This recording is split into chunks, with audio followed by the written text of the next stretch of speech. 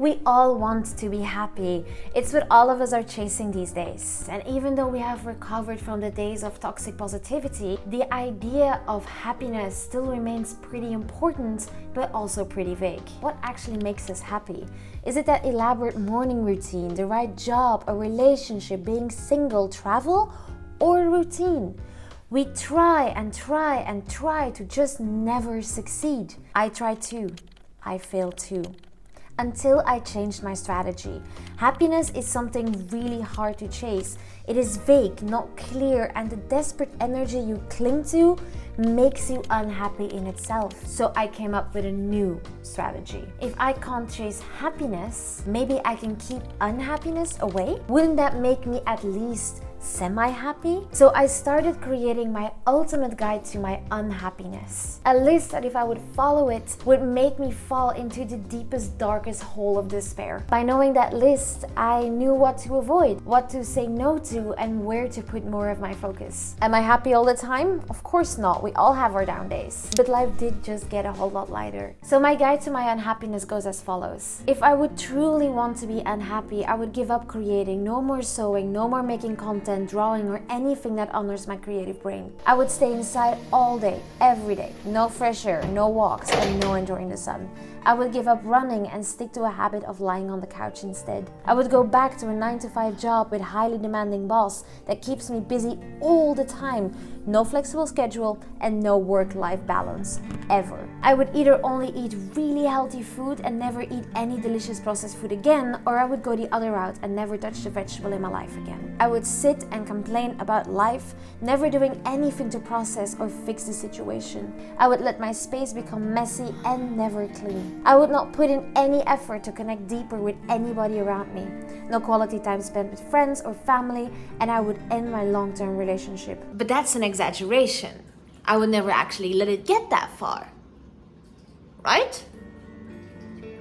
My house is an incredible mess right now, and it is weighing on me so badly. I have been lacking on spending time with friends, and it's making me a little lonely. I fell into a slump, and I even made a whole podcast episode about it. You don't need to do all the things on your list to already feel the sadness creep in. A few is enough, but upholding some good habits might be enough to keep you above water, but you won't feel great either way. So how do you put this into action? Once you have written your ultimate guide to your unhappiness, the goal isn't to do the exact opposite of the things on your list. These things won't make you happy either. Look at it like a spectrum. If never traveling makes you unhappy, always traveling isn't a solution that would make you happy either.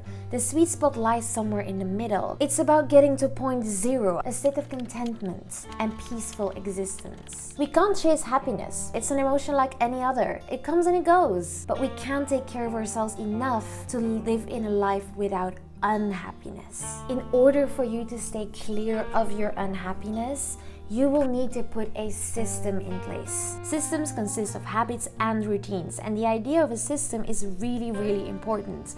It allows you to go deep and to look at all the parts that make something happen. Working out daily isn't a habit, it's a system. So is eating healthy, and so is keeping your house clean. It would be amazing if it was as simple as saying, I want to work out every day, and that is something that you can stick to, but most of us can't, and let me explain you why. Let's roll with working out daily, for example.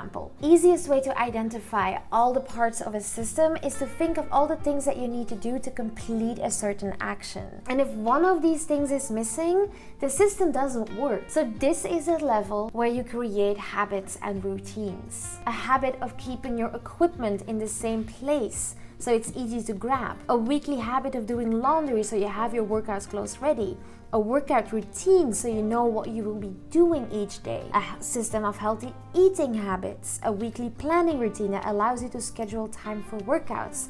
And a night routine so you go to bed on time. And here you can see that it can actually get quite complicated.